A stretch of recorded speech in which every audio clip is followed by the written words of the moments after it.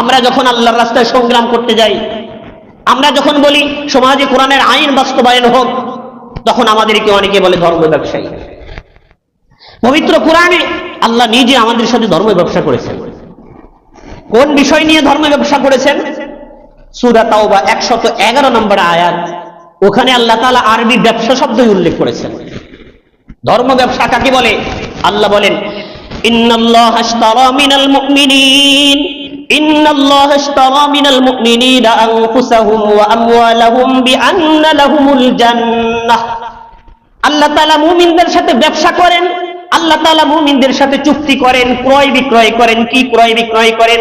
আনফুসাহুম ওয়া আমওয়ালাহুম, মুমিনদের থেকে জান এবং মাল নিয়ে নেন, এর বিনিময়ে আল্লাহ তাআলা তাদেরকে জান্নাত দিয়ে দেন।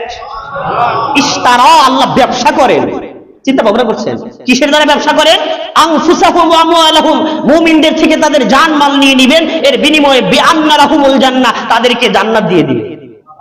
এরপরে আল্লাহ বলেন, ইউকাতিলুনা ফি সাবিলিল্লাহ, এই ব্যবসা করতে গিয়ে মুমিন মুসলমানেরা যুদ্ধ করতে যায়। ফায়াকুতুলুনা ওয়া ইউকতালুন, কখনো তারা বিজয় লাভ করে, আবার কখনো তারা শহীদ হয়ে আল্লাহর দরবারে মর্যাদা প্রাপ্ত হয়। এই ব্যবসা করতে গিয়ে কখনো কখনো মুমিনরা পরাজিত হয়, এটাকে পরাজিত বলে না, তারা শহীদ হয়ে যায়। এরপর আল্লাহ বলেন, ওয়াদান আলাইহি হাক্কান ফিত তাওরাহ ওয়াল ইনজিল ওয়াল কুরআন, এই যে একটা ব্যবসা মুমিনদের সাথে আল্লাহ করেছেন, এই ব্যবসার এই চুক্তিপত্র তাওরাতে উল্লেখ ছিল, ইনজিলে উল্লেখ ছিল, পবিত্র কুরআনেও আল্লাহ তাআলা দিয়েছেন। এরপর আল্লাহ বলেন, ওয়ামান আওফা বিআহদিহি মিনাল্লাহ, আল্লাহর চাইতে কি বেশি চুক্তি সম্পন্ন, চুক্তি ঠিক রাখা, আমানতদারিতা ঠিক রাখা, এর চাইতে আল্লাহর চাইতে বড় আমানতদারি আর কি করতে পারে? অর্থাৎ আল্লাহ ব্যবসা করতেছেন, এই বান্দা তুই তোর জান দিবি, তোর মাল দিবি, বিনিময়ে আমি তোকে জান্নাত দেব, আল্লাহ ওয়াদা দিবেন। এরপরে যখন আল্লাহর দ্বীনের জন্য আপনি জান দিবেন, মাল দিবেন, আল্লাহ বলতেছেন অবশ্যই আল্লাহ এই ওয়াদা পূরণ করবেন। এরপর আল্লাহ বলেন, ফাস্তাবশিরু বিবাইইকুমুল্লাযী বায়াতুম বিহি, আরবি শব্দ ব্যবসা উল্লেখ করেছেন আল্লাহ। আল্লাহ বলেন, যারা আল্লাহর সাথে এই ব্যবসা করবে, তাদের জানমাল দিয়ে আল্লাহর দ্বীনকে প্রতিষ্ঠা করার জন্য সংগ্রাম করবে।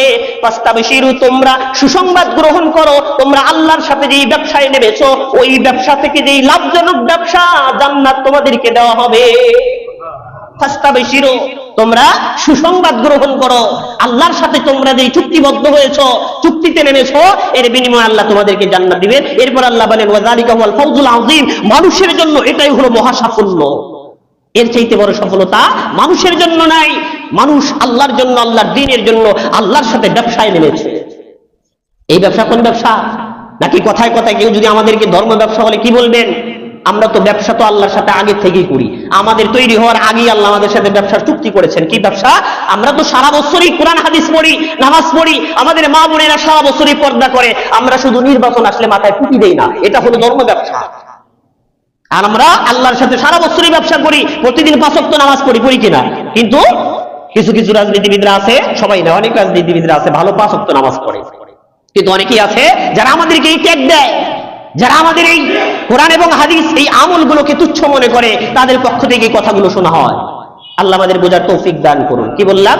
আল্লাহর পথে সংগ্রাম করতে গিয়ে যারা মরে যায়, আল্লাহ তাআলা তাদেরকে অনেক মর্যাদা দেন। পবিত্র কোরআন সূরা বাকারা 155 নম্বর আয়াতে আল্লাহ বলেন, ওয়ালা তাকুলু লিমান ইউকতালু ফি সাবিলিল্লাহি আমওয়াত, আল্লাহ বলেন যারা আল্লাহর রাস্তায় শহীদ হয়ে যায়, আল্লাহর আইন বাস্তবায়ন করার জন্য সংগ্রাম করতে গিয়ে নিজেদের জীবন দিয়ে দেয়, তোমরা কখনোই তাদেরকে মৃত বলো না, বরং তারা জীবিত। বালাহিয়াউন ওয়ালাকিন লা তাশউরুন, তারা জীবিত কিন্তু তোমরা বুঝো না, তারা মৃত না। আল্লাহ তাআলা শহীদি মর্যাদা যারা লাভ করে তাদেরকে জীবিত বলেছেন।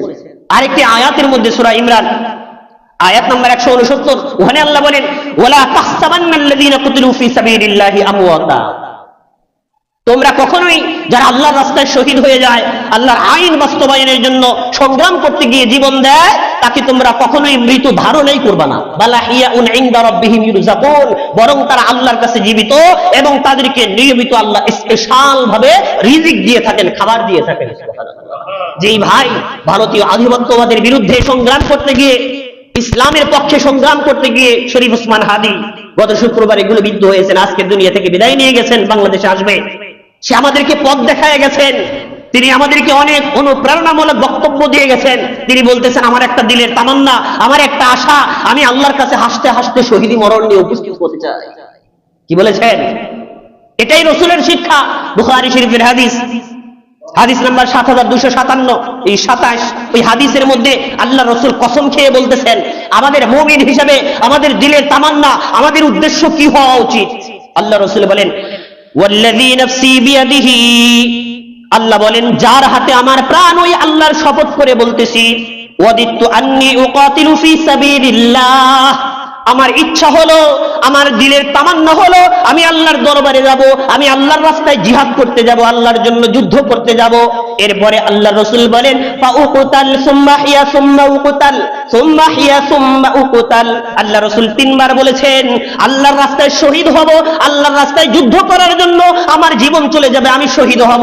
আমার মন চায় আল্লাহ আমারে আবার জীবিত করুক, আবার শহীদ হই, আবার জীবিত করুক, আবার শহীদ হই, আবার জীবিত করুক, আবার আমি শহীদ হয়ে যাই।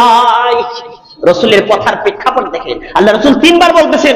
আবু হুরায়রা বলেন, আশহাদু আল্লা ইলাহা ইল্লাল্লাহ, আমি সাক্ষ্য দিয়ে বলতেছি, ইয়াকুলু সালাসান, আল্লাহ রাসূল এই কথা 3 বার বললেন, আল্লাহ তুমি আমার আবার জীবিত করো, আবার আমি শহীদ হব। শহীদের এত মর্যাদা। প্রত্যেকটি মুমিনের হৃদয়ে শহীদ হওয়ার তামান্না থাকা উচিত। প্রত্যেকটি মুমিনের হৃদয়ে আল্লাহর দরবারে শহীদ হয়ে ওঠার তামান্না থাকা উচিত। হাদিসের মধ্যে আসছে, কোন মুমিনের ভিতরে যদি, কোন মুসলমানের অন্তরের মধ্যে যদি আল্লাহর শরীয়ত আইন বাস্তবায়ন হোক, অথবা আল্লাহর সংগ্রামে যুদ্ধ করে জীবন দেওয়ার যদি তামান্না না থাকে, আল্লাহ রাসূল তাকে মুসলমান বলতে নারাজ। দিলের মধ্যে, আল্লাহর রাসূল কি বলেছেন, দিলের মধ্যে শহীদি হওয়ার তামান্না থাকতে হবে, আল্লাহর পথে সংগ্রাম করার ইচ্ছা থাকতে হবে। অথচ আজকে আমাদের এই ইচ্ছাটুকু নাই, বরং আমাদেরকে শিখানো হয় আমরা শরীয়ত আইনে বিশ্বাসী না, আমরা ওটাতে বিশ্বাসী না। আমি নামাজ না পড়লাম, আমাকে আল্লাহ মাফ করতে পারে, আমি সুন্নাত না পড়লাম, আল্লাহ আমাকে মাফ করতে পারে, আমি জীবনে একবারও যদি হজ না করি তবু আল্লাহ আমাকে মাফ করতে পারে, আমি যদি জীবনে 1 টাকার হজও না, যাকাত না দেই তবু আল্লাহ আমাকে মাফ করতে পারে। কিন্তু আমি যদি বলি আমি এটাতে বিশ্বাসী না, অথবা আমি যদি বলি এটা আমার কাছে পছন্দ না, অথবা আমি যদি বলি কোরআনের অসংখ্য আয়াতকে আমি বিশ্বাস করি, কিন্তু জিহাদের আয়াতগুলো যদি কেমন কেমন লাগে, লিখে রাখেন, সাদা কলমে লিখে রাখেন, কি বলে, সাদা কাগজে লিখে দিলাম, তার ঈমান চলে যাবে, সে কাফের হয়ে যাবে। আমরা মুসলমান, শয়তানের ফাঁদে পড়ে আমরা গুনাহ করতে পারি, তবে আল্লাহ মাফ করতে পারে, কিন্তু এই কথা বলার কোনো অবকাশ নাই। আপনি বললেন এটা আমার কাছে ভালো লাগে না, আছে না নাই? হুজুর সব বলেন, কিন্তু এটা বললেন না। কয়েকদিন আগে ইমাম সাহেবের ঘটনা বলছিলাম। ইমাম সাহেব এক মসজিদে গেছে, সুদের বিরুদ্ধে কথা বলতেছে।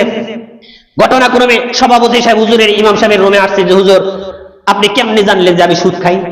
হঠাৎ করে যায় বলতেছে, হুজুর আপনি কেমনে জানলেন যে আমি সুদ খাই? ইমাম সাহেব কিন্তু আসলে জানে না। ইমাম সাহেব বলতেছে, আপনি যে সুদ খান এটা তো আমি জানি না, এই আপনার কথা মুখে মাত্র শুনলাম। বলতেছে, সাবধান হুজুর, চাকরি যদি করতে চান এই সুদ মুদের আলোচনা করেন না।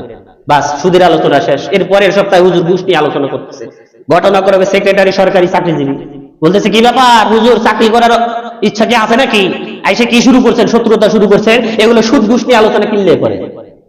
বাস গেছে। এরপরে মাদকের বিরুদ্ধে কথা বলতেছে, ঘটনাক্রমে ক্যাশিয়ার এই কাজে জড়িত। বলতেছে, কি ব্যাপার হুজুর, আইসে শত্রুতা শুরু করছেন। আহারে, কি একটা পরিস্থিতি। আল্লাহ আমাদেরকে বোঝার তৌফিক দান করুন। কি বলতেছিলাম, শরীফ উসমান হাদি আল্লাহর জন্য জিহাদ করে আল্লাহর জন্য শহীদ হয়ে গেছে। আমরা সকলেই দোয়া করব আল্লাহ যেন তাকে সর্বোচ্চ মাকামে জান্নাত পৌঁছে দেন, এবং তার অনুপ্রেরণা নিয়ে, তার চেতনা নিয়ে আমাদের এই বাংলাদেশকে সুন্দর করে গড়ে তুলবো। আধিপত্যবাদের বিরুদ্ধে আমরা জেগে উঠবো ইনশাআল্লাহ।